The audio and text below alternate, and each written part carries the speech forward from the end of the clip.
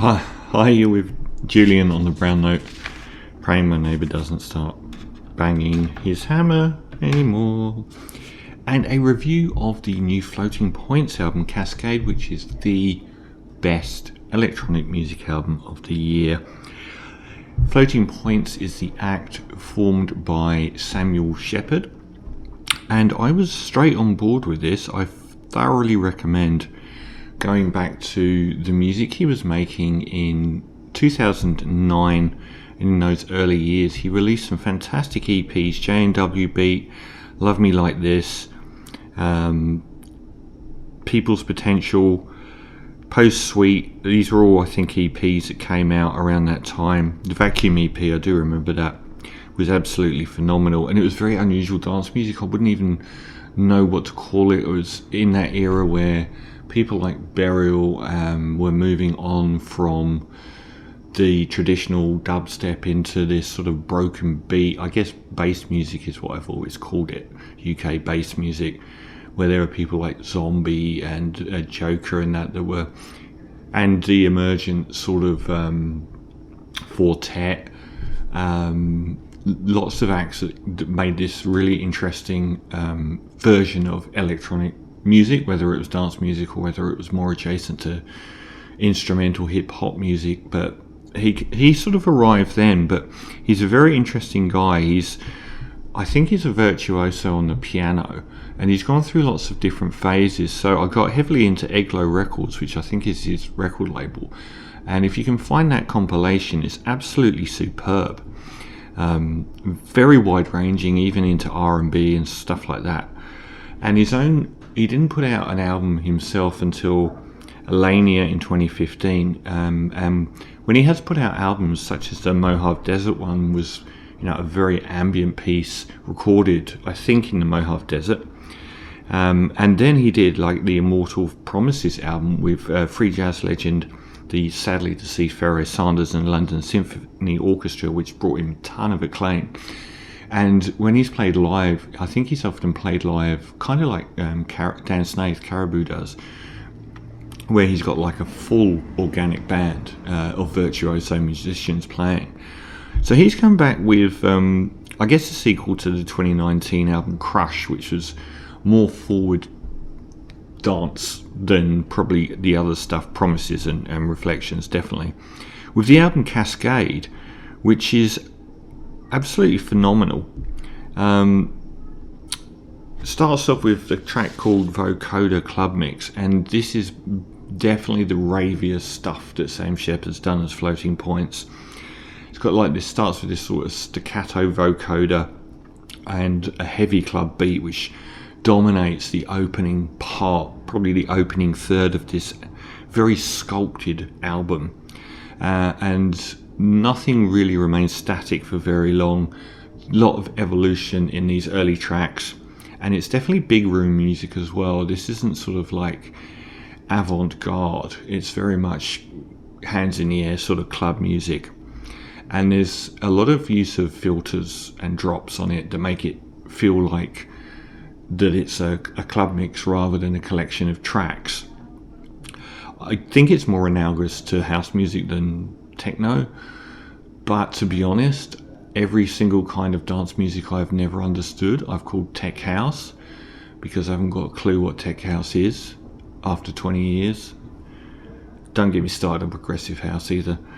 So I assume that it would be called tech house. And there's, towards the end as well, there's this evolution into a kind of electronic dance music I really like, which is the Liberty Sound label, I think, and people like Pevelist, and I haven't listened to that music for ages, but they've got this really skipping woodblock kind of techno music, which I think is awesome. The second track, Key, again, it's another really long track, 7.5 minutes for both of these tracks, which denote that there's a lot of evolution on these. This time a lot of acidy synths and jackhammer beats, and it drops into the middle of like this driving hard house sort of sound in the middle, and the synths which dominate this album much more than the percussion Here and on some other tracks are very much reminding me of James Holden, where he's got these banks of sort of whirring arpeggiators, and they're like building up this wall of sound, and they're very psychedelic as well. Birth 4000 is a dramatically shorter and driving track with this sort of interpolation of Donna Summer / Giorgio Moroder's iconic arpeggiated synth line from I Feel Love, and it's an absolute pounder.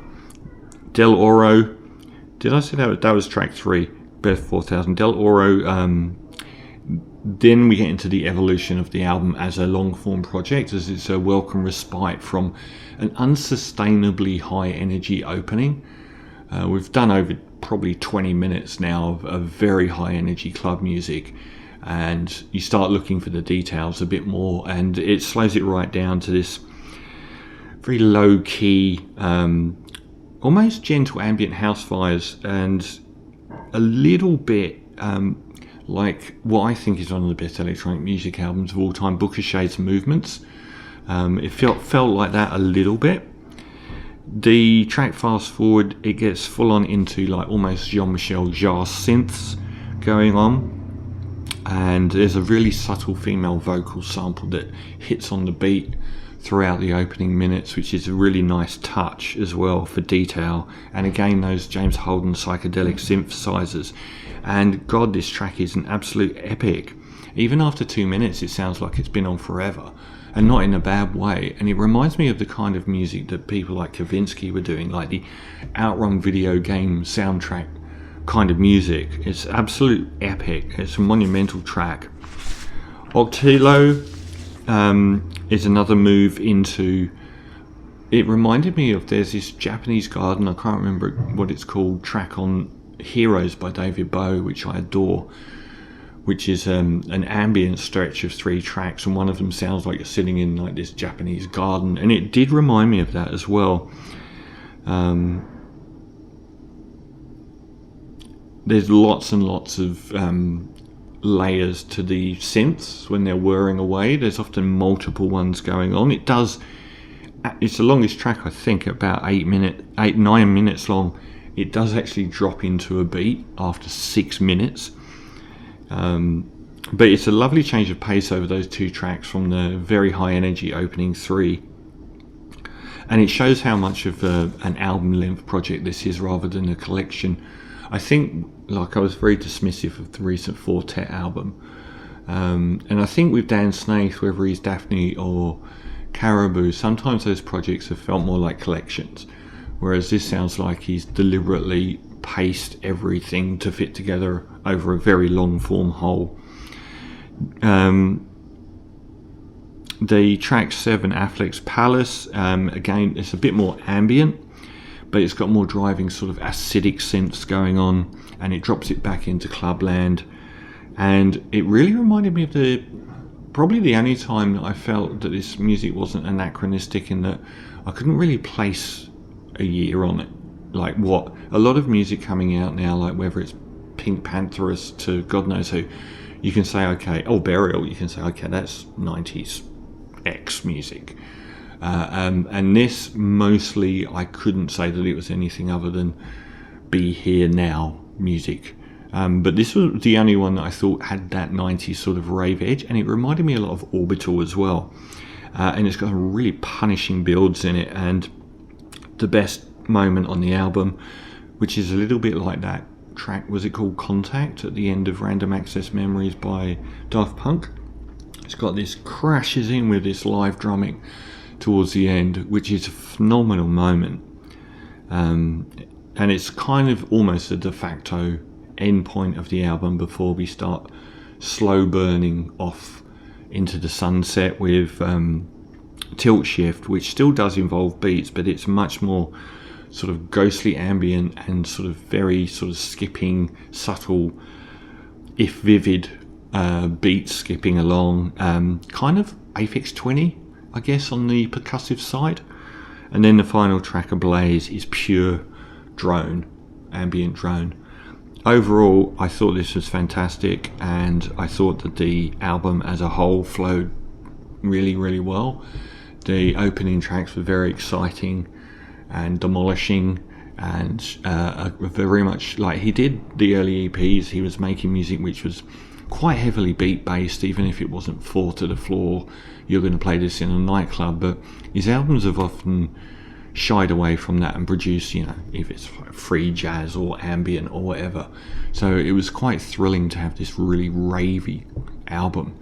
And then it's a long album with a lot of over 6 minute long tracks on it, but still I felt like it was completely sequenced deliberately and for the benefit of the album as a whole rather than individual tracks. So Floating Points, Cascade, in a bereft year for electronic albums for me. I don't hear everything, I only hear like the major ones, so it hasn't been a great year, but this is head and shoulders the best, and I think Floating Points Cascade is worthy of a 9 out of 10.